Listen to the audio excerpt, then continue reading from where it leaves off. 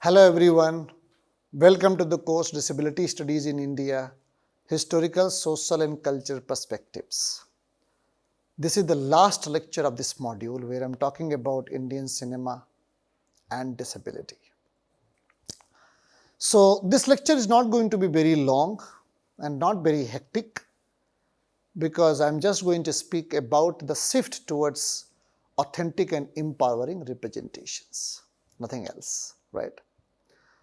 Two things have become clear by now, that we have reached to the stage where there are a lot of movies which are talking about people with disabilities in the positive image. But we are not going to sit back and think that everything is so good about our society and will not do anything. We should keep writing reviews, we should keep critiquing if there is anywhere we see that people with disabilities are projected with a stigmatized identity. I remember when I started pursuing my PhD and when I was exploring movies, I saw all the movies, as I said, either in two ways. Either they are representing people with disabilities in a comedic way, or they are representing people with disability in a tragic way. Except that we did not see anything else coming out.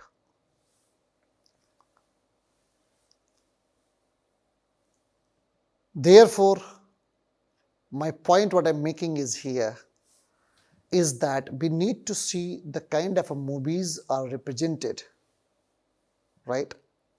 The kind of movies are represented in a positive ways, and what are the methods have been chosen, what are the life experiences we have, because that would help us to talk about, that would help us to highlight the major change. So let's look at the first slide, please.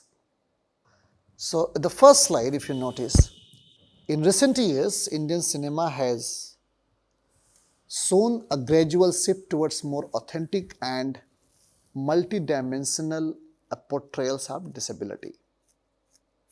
With the advent of more socially conscious cinema and increased awareness of disability rights, filmmakers are beginning to understand the importance of representing disability in realistic, empathetic and respectful manner. As I already discussed, films like Margarita Bithestra and Tare Zameen Par marked the significant departures from the past, where characters with disabilities are depicted as complex, fully rounded individuals rather than mere tropes. Let's talk about Tare Zameen Par. We have already discussed Margarita Bithestra. Let's talk about Tare Zameen Par. What's happening in this movie? There is a character called Dishan, right? There is a character called Dishan.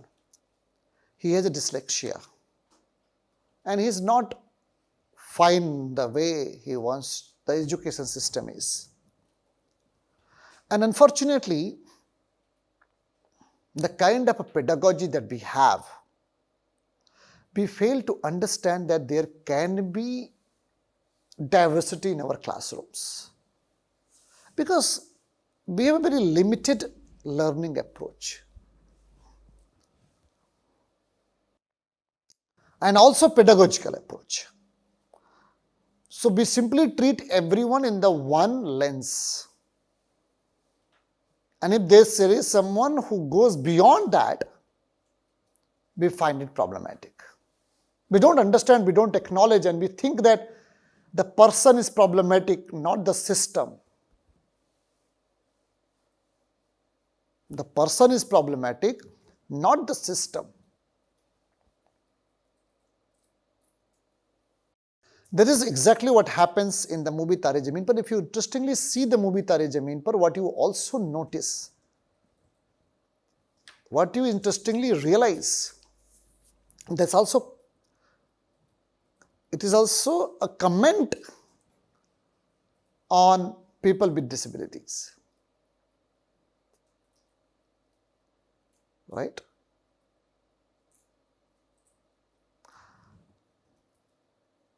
comment because people with disabilities are not getting the proper space. So it is a kind of a stigma which is producing by these educational institutions. Educational institutions are getting oppressive. They are oppressive.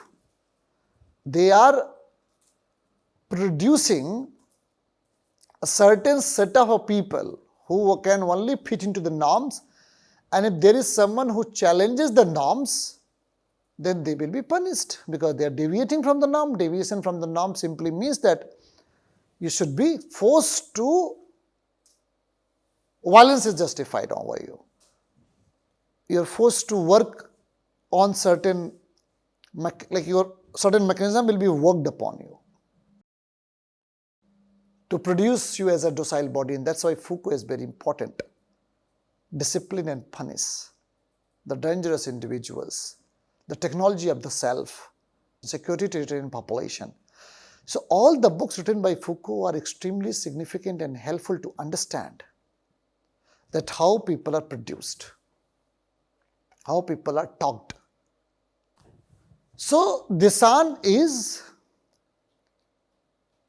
a kind of a person who is challenging the education system, because education system is not ready to accept that there can be diversity, there can be different way of learning and teaching. So what happens? The Desan's parents are called to school. When they are called to school, they are told that this is how your kids are. Parents are extremely upset with the behavior of Dishan, and that boy is punished, is scolded. But obviously, right? But obviously he is not able to cope up with the oppressive system that they have. And then there we have a Persian starring Amir Khan, who comes and engages with the teacher. Obviously he changes like he is a teacher who is not so-called old traditional teacher, and he tries to bring the new changes in the education system, I mean in the schools basically. And he could acknowledge the exceptional quality of Tare Zameen, exceptional quality of that boy in Tare Zameen Par, the movie that we see. However, I am not in the favor of projecting a character with exceptional qualities, but what I am trying to highlight, that character has new way to see the realities, which is not possible for others. That is the point I am trying to highlight, that what Tare Zameen Par asks us to believe in, that every body is unique, every individual is unique. They have a different way of learning, speaking, interacting with the world, with the society. Their experience can contribute to the world very differently, provided we give them opportunity to come out. Alright. So this is what we see in the movie called Tare Zameen Par, where we could see that there are diversity which we must celebrate, rather than asking everyone to conform. Let the other thinking emerge, let the other perception emerge. Let the other viewpoints come. As a teacher, I have always appreciated my students to come up with new interpretations, new thinking, new understanding. Not always complying with the normative expectations like normal pedagogy. Whatever you have a prejudiced belief, and accordingly you are writing the answers. So this is why it is our job to see how we can contribute something new, and it's only possible when we will support multi-dimensional personalities, but not thinking that autism or dyslexia is a problem just because they challenge your so-called normal culture of teaching. You got my point? Let's go to the next slide, please. So in the next slide, what we see that obviously I have already discussed Margarita with Extra, so I'm not going to talk more about it. But what is this movie is about? It's a story of a Lala, right, who is a young woman with cerebral palsy who navigates her sexual identity and emotional growth, both, right? Emotional growth and sexual identity. Disability is not the central aspect of the character's life. It is simply one part of her identity. That is a point. But generally what happens when we see a characters, right? When we notice a character, we reduce the entire personality to just one thing, is disability. We fail to understand that there is something more about that character. It is not just reducing the entire personality to that whether one is disabled. That's it. You are not going to look at other features of that personality. Who is going to acknowledge that they also have emotions, they also have sexual needs, they also have right to live a life with dignity. They should also go to schools, get education, should get employment. We should not reduce everything to disability. Margarita with Extra is about that. That is the point which I didn't touch upon, so I brought it again. Margarita with Extra is about that there is something beyond disability about a character which is not being spoken by the filmmakers. Otherwise, the moment we see disabled character, we forget anything else, we just talk about that. That reductionism is wrong, and I am speaking against that reductive approach. Let's look at the slide, please. Right? So, disability is not the central aspect of the character's life. It is simply one part of her identity, explored with sensitivity and nuance. Similarly, Tare Zameen Par also focuses on the challenges of a child with dyslexia. Offering a compassionate look at learning, disabilities, and the importance of acceptance and support in educational settings. These films emphasize the importance of agency. These films emphasize the importance of a choice. These films emphasizes the importance of self-acceptance. It resonates with the audience in contributing to a more nuanced understanding of disability. Right? These characters also have a self-agency. These characters also have a self-acceptance. These characters also have a choice. How many movies talk about the self-agency of people with disabilities? You can do this homework, right? You can, I'm sure that if you are more into movies, you watch often movies, just note down the 5 or 6 movies which has represented people with disabilities, not reducing them as if there is nothing except their disabilities about them. If you can talk about choice, if you can talk about agency, if you can talk about self-acceptance, right? I'm talking about these 3 things. Why is it not possible that people can be autonomous? People can talk about their agency, people can talk about their choices. These are important features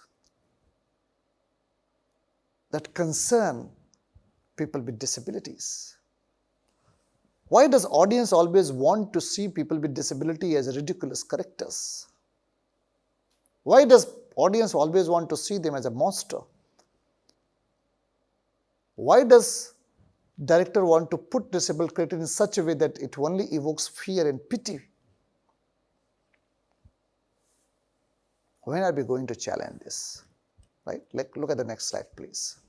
The increasing representation of disability in Indian cinema, right? This increasing representation of Indian disability in cinema can also be attributed to the efforts of disability rights activists and organizations that are working towards better inclusion in media Activists have challenged stereotypical portrayals, advocated for authentic storytellings that includes input from people with disabilities. So in recent years, what we noticed that Indian filmmakers are more likely to consult with disability rights advocates or work with actors who have disabilities to ensure a more genuine depiction. This collaboration often results in a portrayal that resonates with the lived experiences of people with disabilities, that capturing the nuances that were previously overlooked. Right? This is the point I'm taking. So, obviously, that's a very positive approach if filmmakers are working with disability rights advocates. Because, or also, if you take in account the lived experiences of disabled people. All right. This collaboration often results in a portrayal that resonates with the lived experiences of people with disabilities, capturing nuances that were overlooked. Right. So we have directors, let's say, for example, we have Sonali Ghosh and Aamir Khan, among others, that have been instrumental in presenting disability with dignity, respect, and authenticity. We have a Netflix platform, we have Amazon Prime that have allowed for diverse storytelling that would have faced commercial viability issues in mainstream cinema. So this shift towards digital platforms has democratized storytelling. That's one of the very interesting point which I also noticed in terms of emergence of this small platform where you don't need to have a big budget to reach to the people. So it enabling a wider range of narratives, right, including those centered on disability to reach audiences and challenge long-standing stereotypes. So what we notice here is that obviously we have got many platforms like Hotstar, Amazon Prime, Netflix. They have democratized storytelling form. Now we can see many stories coming, many small characters, actors, which was not possible on the big screen. But these stories can be told on a small platform that like we have, and it can reach to the wider audience. So this democratization will make possible of inclusion of people with disabilities and their projection in positive ways. So there is another thing that I also wanted to tell you, that we need to diversify the form of storytelling as well. But also onus is on us, what demand we have, what kind of demand we do. That will determine the kind of a story we want, will be told to us. Right? So storytelling is not a simple act. It is beautiful way how narratives are presented before us. It's how narratives are presented before us, how it is told to us, the stories to people, and how people are receiving these stories. What are the resistance we have if the story is predominantly spoken from the ableist point of view? What if the story is governed from the ableism? You get my point? So this is an important step. This is a significant contribution that I'm talking about. So let's look at the next slide, please. Right.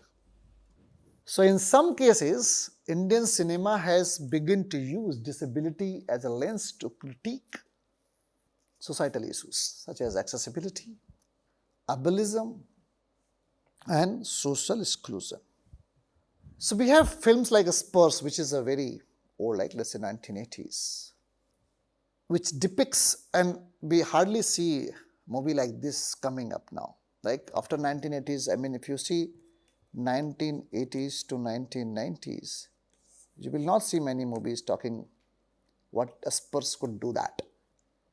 It's about a love story between a visually impaired man and a sighted woman.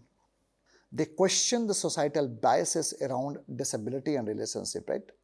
As I said, that this very movie called Spurs is exploring the relationship, not reducing the character as only disabled. There are other things which can be noticed when it comes to representation of people with disabilities.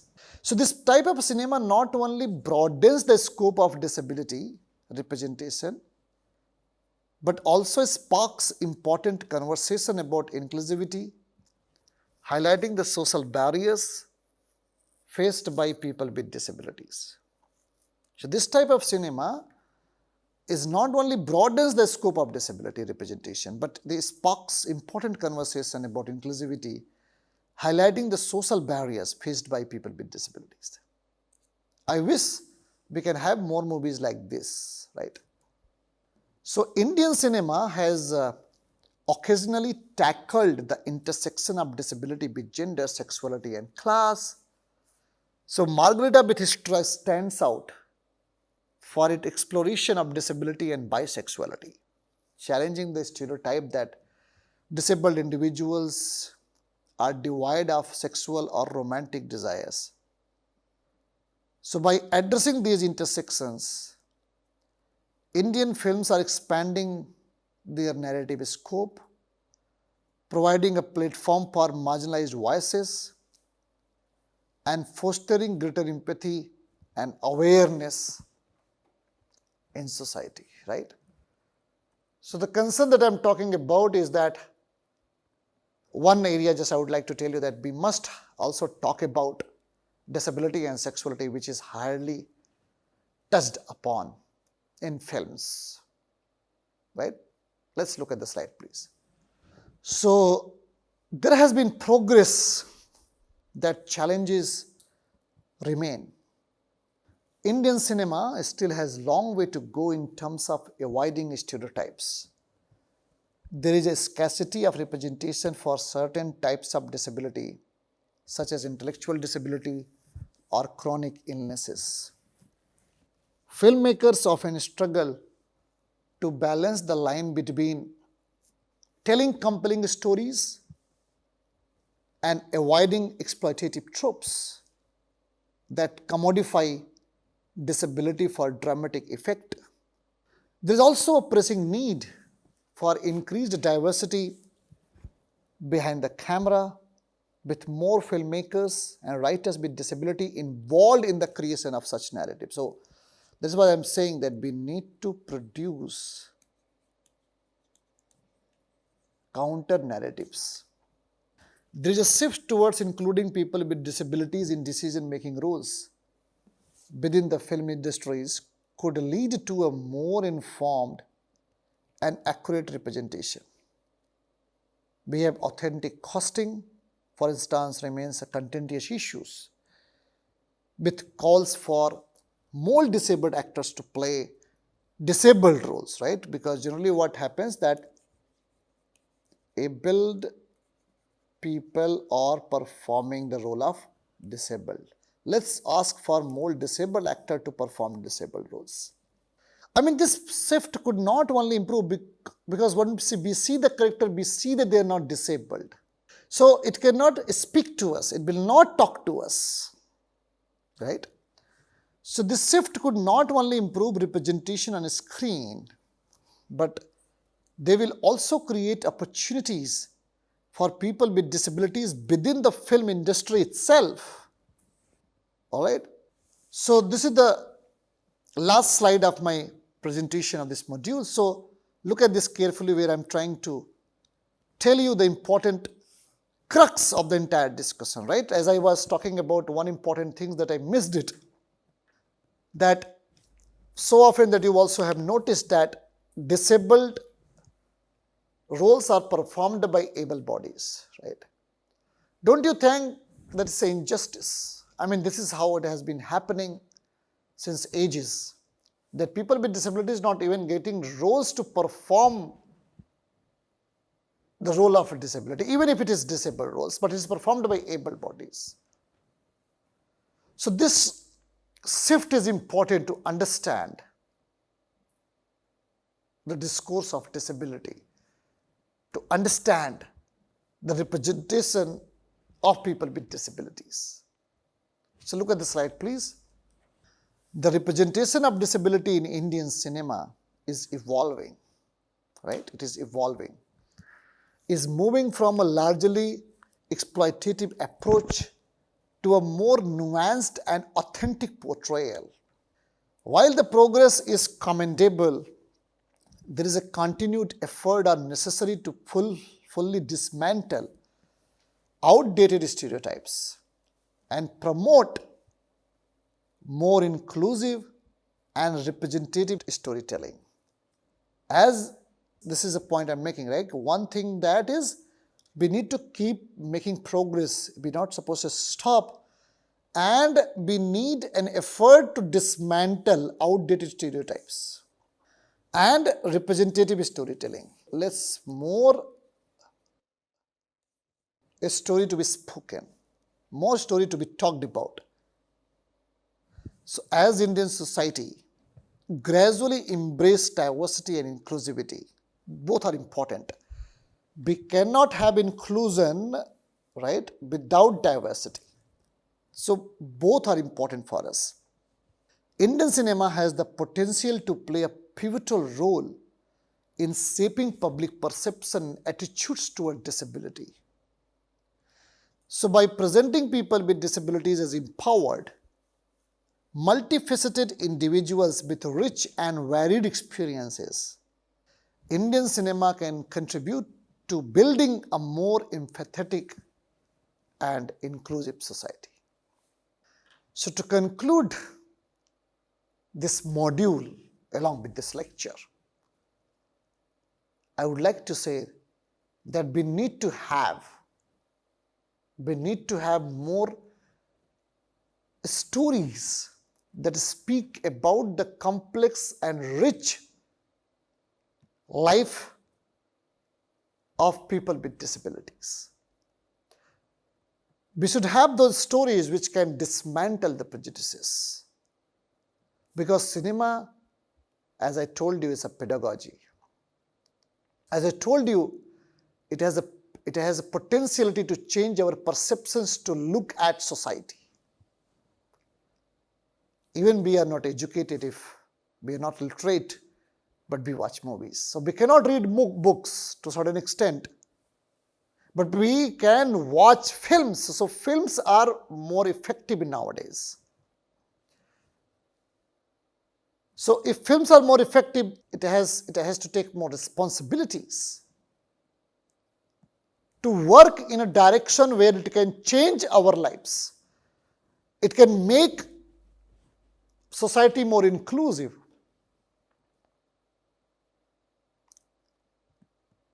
So, my dear friends and students, when you are doing research in film studies and disability studies, obviously this intersectionality is very important.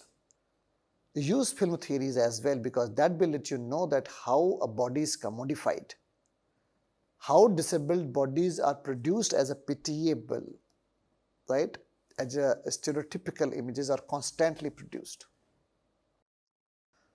You have to see what are the ways involved to which work on them to produce the stereotypical image of people with disabilities, and what is the response of the audience, how audience receive it, what audience has to speak about it, right?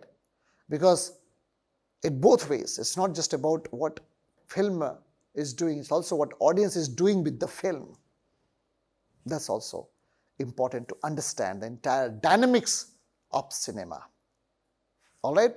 So with this, I would like to end my lecture here. Thank you so much for your patient listening. So we have just one more module to go, but please read the books, read more critically to know different understandings of disability in cinema. Thank you so much once again. Take care. Bye-bye.